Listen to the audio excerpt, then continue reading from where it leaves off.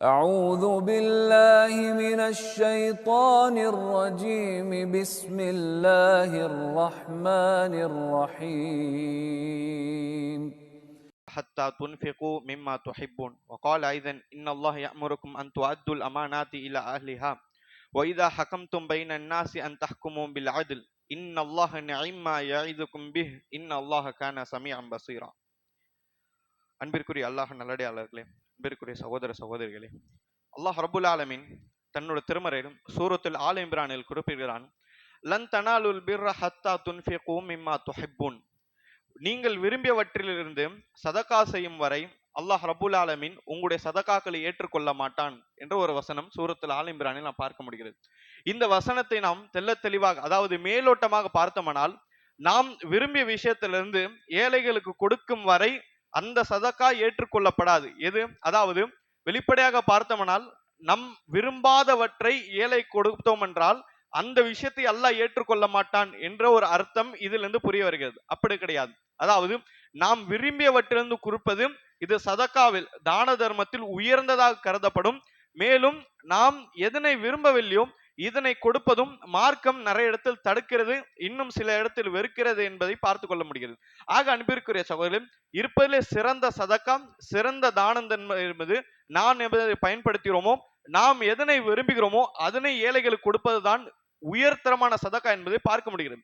இந்த வசனம் இறங்கியவுடன் நபித்தோழர் அபூ தல்ஹா என சொல்லக்கூடிய ஒரு அன்சாரி நபித்தோழர் அவர்களிடத்தில் இந்த வசனம் ஓதப்பட்ட பிறகு அவர்கள், அதாவது மதீனாவில் இருக்கக்கூடிய மிகப்பெரிய பணக்காரர்கள் ஒருவர் தான் அபூ தல்ஹா ரலியல்லாஹு அன்ஹு அவர்கள். இவர்கள் இந்த வசனத்தை கேட்டவுடன் ரசூலுல்லாஹ் அடுத்து வந்தார்கள். வந்து இவர்களுக்கு என்ன சொந்தமான நிறைய தோட்டங்கள் இருந்தது. மேலும் மஸ்ஜிது நபவிக்கு அருகாமையில் இருந்த ஒரு மிகப்பெரிய பேரித்த தோட்டத்தை அல்லாஹ்வுடைய ரசூலுக்கு, அல்லாஹ்வுடைய தூதருடைய பெயருக்கு கொடுக்க விரும்பினார்கள். ரசூலுல்லாஹ் அவர்கள் இதனை கேட்ட பிறகு அபூ தல்ஹா அவர்களையும் உங்களுடைய குடும்பத்தார்களுக்கு மத்தியில் நீங்கள் இதனை கொடுங்கள் என்று ரசூலுல்லாஹ் அவர்கள் சொன்ன வரலாற்றை பார்க்க முடிகிறது.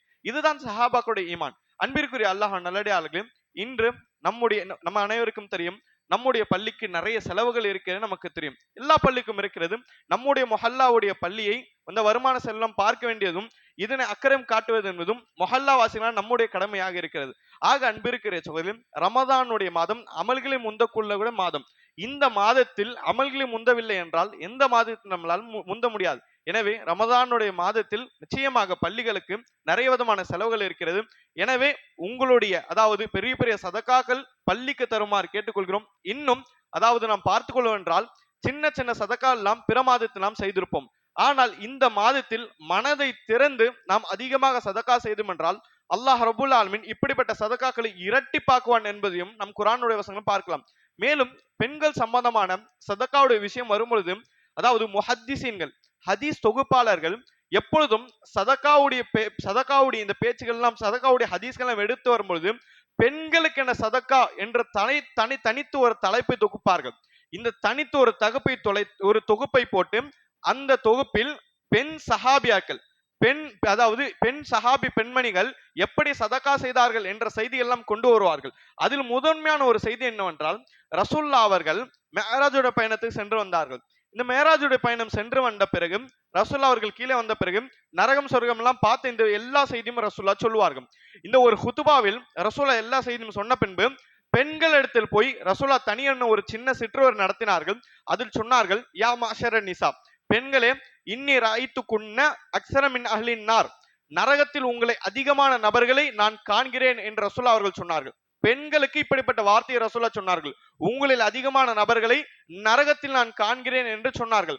அதற்கு காரணமும் ரசூலுல்லாஹ் சொன்னார்கள், துக்ஸிர்னல் லஅன வ தக்ஃபுர்னல் அஷீரா, நீங்கள் பேச்சுக்கு பேச்சு சாபத்தை அதிகமாக இடுபவர்களாக இருக்கிறீர்கள், இன்னும் உங்களுடைய கணவனுக்கு மாறு செய்பவர்களாக இருக்கிறீர்கள் என்று காரணம் சொல்லி, இப்படிப்பட்ட நரகத்தில் தப்பிக்க வேண்டும் என்றால் நீங்கள் என்ன செய்ய வேண்டும் என்ற ரசூலுல்லாஹ் ஒரு தீவும் சொல்லி கொடுத்தார்கள்.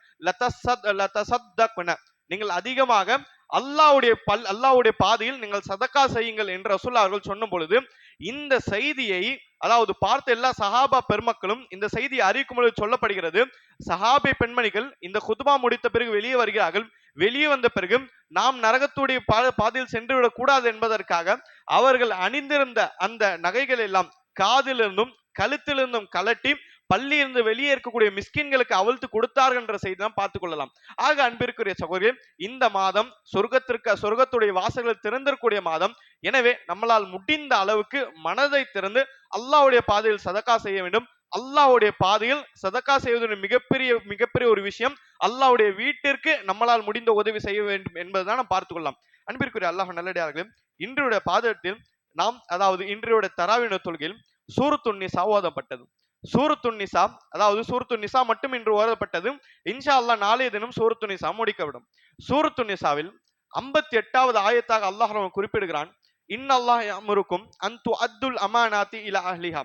நிச்சயமாக அல்லாஹ் ரப்புல் ஆலமீன் உங்களுக்கு கட்டளையிடுகிறான், அவர்களுடைய அமானத்தை உரிமையாளரிடத்தை சேர்க்குமாறு அல்லாஹ் உங்களுக்கு கட்டளையிடுகிறான் என்ற ஒரு வசனம் பார்க்க முடிகிறது. இந்த வசனம் எப்பொழுது இறங்கியது?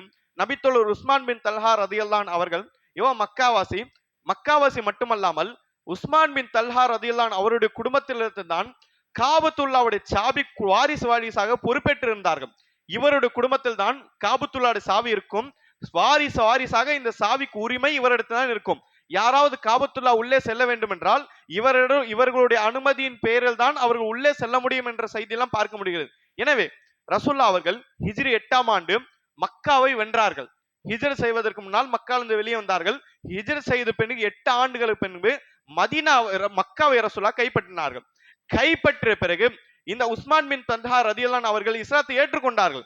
ஆனாலும் இவருடைய சாவி என்பது ரசூல்லா இடத்தில் கொடுக்கப்பட்டது. அப்படி என்றால் இவர்களுக்கு இதற்கு மேல் காபத்துல்லாவுக்கு பொறுப்பாளி கிடையாது, காபத்துல்லாவுடைய சாவியும் இவரிடத்தில் இருக்கக்கூடாது என்பதற்காக ரசூல்லா இடத்தில் கொடுக்கப்பட்டது. ஏன்? ரசூல்லா ஒரு ஆட்சியாளர். ரசூல்லா அவர்கள் அல்லாஹ்வுடைய ஆட்சியை இந்த உலகத்தில் நிறுவுவதற்காக முதலாவது வந்தவர். இந்த இடத்தில் ஒரு ஆட்சியாளர் என்ற அடிப்படையில் சாவி கொடுக்கப்பட்டது. கொடுக்கப்பட்டவுடன் அல்லாஹ் ரப்பல் இந்த வசனத்தை இருக்கிறான், இன்னல்லாஹ் யஅமுருக்கும் அன் துஅத்துல் அமானாத்தி இலா அஹ்லிஹா. அல்லாஹ் கட்டளையிடுகிறான், அமானத்தை உரிமையாளரிடத்தில் ஒப்படைக்குமாறு அல்லாஹ் கட்டளையிடுகிறான் என்று ரசூலை நோக்கியவாறு ஒரு வசனம் இறங்கியது. உடனே ரசூல்லா அவர்கள் தன்னிடத்தில் இருக்கக்கூடிய அமானத்தை கொடுத்தார்கள். அது என்ன? உஸ்மான் பின் தல்ஹா அவர்கள் இத்தனை வருடமாக இந்த சாபியை பயன்படுத்தி இருந்தார்களே, இந்த சாபியை பொறுப்பாளராக இருந்தார்களே, இந்த பொறுப்பை என்னிடத்தில் இருக்கக்கூடாது, அவரிடத்தில் கொடுத்த வேண்டும் என்று ரசூல்லா அவர்கள் அந்த சாபியை அதே சஹாபி இடத்தில் கொடுத்து விட்டார்கள். அன்பிற்குரிய அல்லாஹ் நல்லடியார்களே, இது இந்த வசனம் இறங்கிய ஒரு சம்பவம். இந்த குறித்த சம்பவத்தின் அதாவது குர்ஆனில் பார்த்தோமானால் நிறைய வசனங்கள் குறித்த சம்பவத்திற்காக இறங்கியிருக்கும். ஆனால் அந்த வசனம் அதற்கு மட்டும்தான் என்று கேட்டால் அப்படி கிடையாது. மறுமை வரும் வரை இந்த குர்ஆன் பயன்படும். இந்த அடிப்படையில் இந்த வசனம் மறுமை நாள் வரை நமக்கு பயன்படும். எப்படி? அன்பிற்குரிய அல்லாஹ் நல்லடியார்களே, எவருடைய உரிமை, எவருடைய அமானத், எவருடைய பங்கீடு நம்மிடத்தில் இருக்கிறதோ அது நமக்கு சொந்தம் கிடையாது. அது அவரிடத்தில் கொடுக்க வேண்டும், அவரிடத்தில் ஒப்படைக்க வேண்டும் என்ற ஒரு ஆணித்தனமான கருத்தை இந்த ஆயத் நமக்கு சொல்லி தருகிறது. அன்பிற்குரிய அல்லாஹ் நல்லடியார்களே, ஷரியத்தை பார்த்தோம்னால் 2 கடமைகள் இருக்கும். நீங்கள் 1000 இபாதத்தை எடுத்து பார்த்தாலும் இந்த 2 கடமைகள் ஒரு கடமை இருக்கும். ஒன்று அல்லாஹ்வுக்கு செய்ய வேண்டிய கடமைகள், இன்னொன்று அடியானுக்கு செய்ய வேண்டிய கடமைகள். ஒன்று அல்லாஹ்விற்கு, இன்னொன்று அடியானுக்கு. நாம் 1000 இபாதத்தை எடுத்து பிரித்து பார்த்தாலும் சரி, ஒன்று அல்லாஹ்வுக்கு செய்ய வேண்டிய கடமையில் இருக்கும், அல்லது அடியானுக்கு செய்ய வேண்டிய கடமையில் இருக்கும். தொழுகை இது அல்லாஹ்வுக்கு மட்டும் செய்ய வேண்டிய கடமை. நோன்பு அல்லாஹ்வுக்கு மட்டும் செய்ய வேண்டிய கடமை. ஹஜ் அல்லாஹ்வுக்கு செய்ய வேண்டிய கடமை. ஜக்காத் அல்லாஹ்வின் மூலமாக அடியார்களுக்கு செய்ய வேண்டிய கடமை. சதகா அடியார்களுக்கு செய்ய வேண்டிய கடமை. உதவிகள் அடியார்கள் செய்ய வேண்டிய கடமை. இப்படி எந்த அமலை எடுத்தாலும் இந்த 2 கடமை கீழே தான் வரும். இந்த 2 கடமைகளில் மறுமையில் அதிகமாக கேள்வி கேட்கப்படுவது எது என்ற ஒரு கேள்வி வரும். அதாவது சுருக்கமாக, அல்லாஹ்வுக்கு செய்ய வேண்டிய கடமைகள் நிறைய இருக்கிறதா, அடியானுக்கு செய்ய வேண்டிய கடமைகள் நிறைய இருக்கிறதா, அல்லாஹ்வுக்கு செய்ய வேண்டிய கடமைகள் முக்கியத்துவமா அல்லது அடியானுக்கு செய்ய வேண்டிய கடமைகள் முக்கியத்துவமா என்ற அடிப்படையில் பார்த்தோமானால், இதில் அன்பிற்குரிய சகோதரர்களே, அடியானுக்கு செய்ய வேண்டிய கடமைகள் தான் மிக முக்கியமான ஒரு இடத்தை பங்கு வகிக்கிறது. எப்படி? அல்லாஹ் ரப்புல் ஆலமீன் கஃபூர் ரஹீம், அர்ஹமர் ராஹிமீன். தனக்கு இணை வைப்பவரையும் உண்மையான தௌபாவை கேட்டால் இந்த உலகத்தில் மன்னிப்பதற்கு அல்லாஹ் தயாராக இருக்கிறான். இணை வைப்பையும் ஷிர்க்கையும் அல்லாஹ் மன்னிக்க தயாராக இருக்கிறான் என்றால் அதற்கு மேலே இருக்கக்கூடிய பாவங்களை அல்லாஹ் மன்னிக்க தயாராக இருக்கிறான். ஆனால் மனிதர் அவர் கிடையாது. மனிதர்கள் அப்படி கிடையாது. மனிதர்கள் கடுமையான உள்ளம் படைத்தவர்கள். மனிதரிடத்தில் சின்ன சின்ன தவறுகளை செய்தாலும் மன்னிப்பதற்கு ஆழமாக யோசிப்பவரும் மனிதர்கள். இது ஷரியத்தை நிறைய இடத்தில் உணர்த்துவதை பார்க்க முடிகிறது. ரசூல் அவர்கள் சொன்னார்கள், அதாவது யுக்ஃபரு லி ஷஹீதின் குல்லு தம்பின் இல்லத்தைன். அல்லாஹ்வுடைய பாதையில் உயிரை மாய்த்த ஷஹீத் என்று அழைக்கப்படுவார்களே, அல்லாஹ்வுடைய பாதையில் உயிரை விட்ட மனிதருக்கு எல்லா பாவங்களும் மன்னிக்கப்படும், இல்லத்தைன் கடனை தவிர என்று ரசூல் அவர்கள் சொன்னார்கள். இந்த இடத்தில் அவர் 1000 தவறு செய்திருந்தாலும் ஷஹீதின் காரணமாக அல்லாஹ் மன்னிப்பதற்கு தயாராக இருக்கிறான். ஆனால் கடனை அல்லாஹ் மன்னிப்பதற்கு தயாராகவே இல்லை. ஏன்? அந்த கடன் அல்லாஹ்வுக்கு சம்பந்தப்பட்டது கிடையாது. அந்த கடன் மனிதர்கள் அடியார்கள் சம்பந்தப்பட்டது. இந்த அடியானுடைய உரிமையை பாக்கி வைத்து அவர்களை அப்படியே விட்டு வைத்து அவருடைய உரிமையை கொண்டு சென்று அப்படியே அவர் மரணித்து விட்டார். அவருடைய உரிமைகளை சரியாக அவர் போய் சேரவில்லை என்பதற்காக ஷஹீதே ஆகியிருந்தாலும் சரி, போரில் உயிரே மாய்த்திருந்தாலும் சரி, அவர்களுடைய ஒரு பாவம் அல்லாஹ் மன்னிக்க மாட்டான் என்பதை ஹதீஸில் நாம் பார்க்கலாம். அன்பிற்குரிய அல்லாஹ் நல்லடியார்களே, இப்படிதான் ஷரியத் பிரிக்கப்பட்டு இருக்கிறது. ஒன்று அடியானுக்கு செய்ய வேண்டிய கடமை, இன்னொன்று அல்லாஹ்வுக்கு செய்ய வேண்டிய கடமைகள். 2 கடமைகள் நாம் நிறைவேற்ற வேண்டும். 2 கடமைகளும் எந்தவித குறையும் வைக்கக்கூடாது. முக்கியமாக அடியான்கள் செய்ய வேண்டிய கடமைகள் எந்த கடமையும் நாம் தவறே செய்துவிடக் கூடாது. அன்பிற்குரிய அல்லாஹ் நல்லடியார்களே, அடியானுக்கு செய்ய வேண்டிய மனிதர்கள் செய்ய வேண்டிய கடமைகள் ஏதாவது தவறு வைத்திருந்தால் என்னதான் அப்படி நடக்கும்? ரசூல் அவர்கள் சொன்னார்கள், ததுரூன மனில் முஃப்லிஸ், ஏழை அதாவது யாசகன் பிச்சைக்காரன் யார் என்று உங்களுக்கு தெரியுமா என்ற சொல்ல கேள்வி கேட்டார்கள் சஹாபாக்களிடத்தில். சஹாபாக்கள் பொதுவான ஒரு பதிலை சொன்னார்கள். அல் முஃப்லிஸ் ஃபீமா லைஸ மின்ஹு திர்ஹமு வலா மத்தா.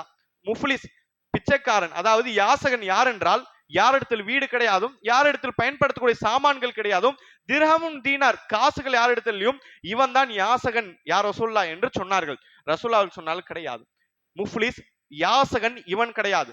என்னுடைய உம்மத்துடைய முஃப்லிஸ், என்னுடைய உம்மத்துடைய யாசகன் யார் என்று தெரியுமா? அல்லது யதி யௌமல் கியாமா, கியாமத்துடன் நாளில் அவன் வருவான் பி ஸலாத்தின் வ ஸகாத்தின் வ ஸியாமின். என்னுடைய உம்மத்துடைய யாசகன் பிச்சைக்காரன் யார் என்று தெரியுமா? மறுமை நாளில் பெரிய பெரிய தொழுகைகள் கொண்டு வருவான், நிறைய ஜக்காத்துடைய நன்மைகள் கொண்டு வருவான், அவனிடத்தில் நிறைய நோன்பு வைத்த நன்மையும் இருக்கும். இதுவெல்லாம் சுமந்து கொண்டு அவன் வருவான், சொர்க்கத்தை பெற்றுக் கொள்ளலாம் என்று அவன் வரும் பொழுது வகது ஷத்தமஹாதா வகதஃபஹாதா வதரஃபஹாதா வஷஃபகதமஹாதா, இன்னார் இன்னாரை அடித்திருப்பான், இன்னாரை கொலை செய்திருப்பான், இந்த காசுகளை திருடியிருப்பான், இவர்களை புறம் பேசியிருப்பான், இவர்கள் மீது அவதூறு செலுத்தியிருப்பான், இப்படி மனிதர்கள் மத்தியில் செய்ய வேண்டிய குற்றங்களை செய்திருப்பான். அல்லாஹ் செய்த கடமைகளை சரியாக செய்திருப்பான். தொழுகை இருக்கும், ஜக்காத் இருக்கும், எல்லாமே இருக்கும், பெரிய பெரிய ஹஜ்ஜும் இருக்கும். ஆனால் மனிதர் செய்ய வேண்டிய குற்றங்களை செய்ததின் காரணமாக ரசூல்லா சொன்னார்கள், அவனுடைய நன்மைகள் கொண்டு வரப்படும். கொண்டு வந்து யாருக்கு பாதிப்பு ஏற்படுகிறதோ இந்த நன்மைகள் பாதிக்கப்பட்டவனுக்கு கொடுக்கப்படும். எந்த அளவுக்கு? அவன் சேர்த்து வைத்த நன்மை 60 ஆண்டு கால நன்மை எல்லாமே தீர்க்கப்பட்டு பிறகு கொடுப்பதற்கு ஒன்றும் இருக்காத நிலையில், ஆனால் இந்த இடத்தில் உரிமையை கேட்பவர்கள் லிஸ்டாக இருப்பார்கள். உரிமையை கேட்பவர்கள் இன்னும் பாக்கி இருக்கும் பொழுது அவர்களுடைய பாவம் இவனுக்கு சுமக்கப்பட்டு பிறகு நரகத்தில் வீசப்படுவான், இவர்கள் சொர்க்கத்தில் அனுப்பப்படுவார்கள் என்ற நீண்ட செய்தியை ரசூல்லா அவர்கள் அறிவித்தார்கள். அன்பிற்குரிய அல்லாஹ் நல்லடியார்களே, சற்று நேரம் முன்பாக அந்த நபர் சொர்க்கத்தை ஆசைப்பட்டவராக வந்திருப்பார். சற்று நேரம் முன்பாக இன்று சுவன சோலையில் நுழைந்து சந்தோஷமாக இருக்கலாம் என்று நினைக்கக்கூடிய அந்த நேரத்தில், உலகத்தில் வாழும்பொழுது ஏதோ ஒரு காலத்தில் அவன் மறந்தே இருப்பான், யாருக்கும் துன்புறுத்தி இருப்பான். அந்த காலத்தில் ஏதோ ஒரு காலத்தில் அவன் மறந்திருக்கக்கூடிய அந்த சமயத்தில் மனிதர் வருவார்கள், அவருடைய உரிமை அந்நாளில் அவர் கேட்பார்கள். இமாம் இப்னு ஜௌசி ரஹ்மத்துல்லாஹி அவர்கள் சொல்லுகிறார்கள், நீங்கள் தவறு செய்திருந்தால், தவறு செய்தவனும் தவறு செய்யப்பட்டிருந்தும் இருவரும் மறந்தாலும் அல்லாஹ் மறக்க மாட்டான் என்பதை இப்னு ஜௌசியா அவர் ரஹ்மத்துல்லாஹி அவர்கள் சொல்லி காண்பிக்கிறார்கள். ஆக மொத்தம் அன்பிற்குரிய சகோதரே, நம்முடைய வாழ்க்கையில் அல்லாஹ் ரப்பல் ஆலமீனுக்கு எந்த அளவுக்கு உண்மையாக இருக்கிறோமோ அதே அளவுக்கு மனிதர்கள் மத்தியும் நல்ல ஒரு முஃமினாக இருக்க வேண்டும். எந்த இடத்திலும் யாரை பற்றியும் தவறான ஒரு கொள்கையும் தவறான நிர்பந்தத்தில் நாம் சென்று விடக்கூடாது. நாம் பார்க்கிறோம், எளிதாக உட்கார்ந்து புறம் பேசி விடுகிறோம், எளிதாக உட்கார்ந்து அவதூறு செலுத்தி விடுகிறோம். உணர்வதே கிடையாது இது ஒரு புறம், இது ஒரு அவதூறு என்று உணர்வதே கிடையாது. ஆனால் 2 மலக்குமார்கள் பார்த்து கொண்டிருக்கிறார்கள். 2 மலக்குமார்களுக்கு மேல் அல்லாஹ் பார்த்து கொண்டிருக்கிறான். மறுமையில் வரும் பொழுது இந்த புறம் பேசுறதுக்கு பதில் சொல்லாமல், இந்த புறம் பேச நம்முடைய நன்மைகளை அவர்கள் செல்லாமல் ஒரு பொழுதும் சொர்க்கத்தை நாம் எட்டியே பார்க்க முடியாது. ஆக அன்பிற்குரிய சகோதரர், இந்த வசனம் ஆழமான அர்த்தத்தை கொண்டது. இதைதான் அல்லாஹ் ஒரே வசனத்தில் தெள்ள தெளிவா சொல்லி காண்பிக்கிறான். பிறருடைய அமானத், பிறருடைய உரிமைகள் உங்களிடத்தில் இருக்கிறதா, அதை அவரிடத்தில் கொடுத்து விடுங்கள், உங்களிடத்தில் வைக்காதீர்கள் என்ற அர்த்தம் என்ன? யாருடைய விஷயத்திலும் எந்த ஒரு விஷயத்திலும் ஒரு பொழுதும் நுழைந்து விடக்கூடாது. இது ஒரு பேச்சு அடிப்படையில் கிடையாது. அது செல்வத்தை திருடுவதாக இருந்தாலும் சரி, அல்லது பிறருடைய மானபங்கத்தை செய்வதாக இருந்தாலும் சரி, எந்த ஒரு பிறருடைய விஷயத்தில் நாம் முழுவதுமே நுழையவே கூடாது. மின் ஹுஸ்னில் இஸ்லாமில் மர்இ தர்குஹு மாலா யானி. ரசூல் அவர்கள் சொன்னார்கள், இஸ்லாத்தில் இருக்கக்கூடிய சிறந்த ஆணுடைய அடையாளம் என்று தெரியுமா? பிறருடைய விஷயத்திலிருந்து தூரமாக இருப்பான், தன்னுடைய விஷயத்தை மட்டும் யோசிப்பான், பிறருடைய விஷயத்திலும் தூரமாக இருப்பான். இவன் தான் இஸ்லாத்திற்குரிய சிறந்த ஆணுடைய அடையாளம் என்பதை ரசூல் அவர்கள் சொன்னார்கள். ஆக அன்பிற்குரிய சகோதரன், எந்த மனிதத்தில் நாம் தவறாக நடந்திருக்கிறோமோ மரணிப்பதற்கு முன்னால் அப்படிப்பட்ட மனிதத்தில் நேருக்கு நேராக சென்று நாம் அவரிடத்தில் மன்னிப்பு கேட்க வேண்டும். இன்னும் உலமாக்கள் கூறுகிறார்கள், நாம் யாரிடத்தில் தவறு செய்து விட்டோமோ, யாரிடத்தில் புறம் பேசி விட்டோமோ அவரிடத்தில் சென்றால் இன்னும் பெரிய பிரச்சனை வரும் என்ற ஒரு நோக்கம் இருக்கிறது. அல்லது அவர்கள் மரணித்து விட்டார் என்றால் எந்த ஒரு சபையில் அவர்கள் பற்றி தவறாக பேசினோமோ, அவர்களை பற்றி புறம் பேசினோமோ அந்த சபையில் சென்று அவர்களை பற்றி நல்ல திக்ரை பேச வேண்டும், நல்ல விஷயங்களை பற்றி பேச வேண்டும் என்பதை உலமாக்கள் விளக்குகிறார்கள். அல்லாஹ் ரப்புல் ஆலமீன் தீனை சரியான விஷயத்தில் புரிந்து இன்னும் காலை பொழுது நாம் செய்யக்கூடிய அமல்களும் இரவு பொழுது நாம் செய்யக்கூடிய அமல்கள் எல்லாவற்றையும் அல்லாஹ் ரப்பல் ஆலமீன் ஏற்றுக்கொள்வானாக. இன்னும் சொர்க்கச்சுவனை அல்லாஹ் ரப்புல் ஆலமீன் நம் அனைவரும் ஒன்று சேர்ப்பானாக. வாஹிர் தவானா அனில் ஹம்துலில்லாஹி ரப்பில் ஆலமீன்.